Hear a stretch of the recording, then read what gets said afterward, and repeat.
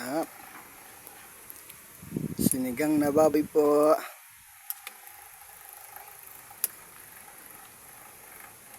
Wow, sarap.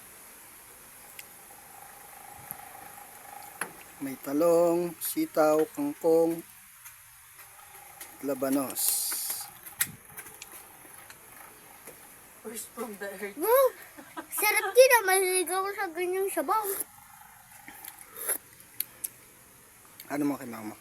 Kung ano, pwede Yan. na. Fresh Ganun mo. from the earth.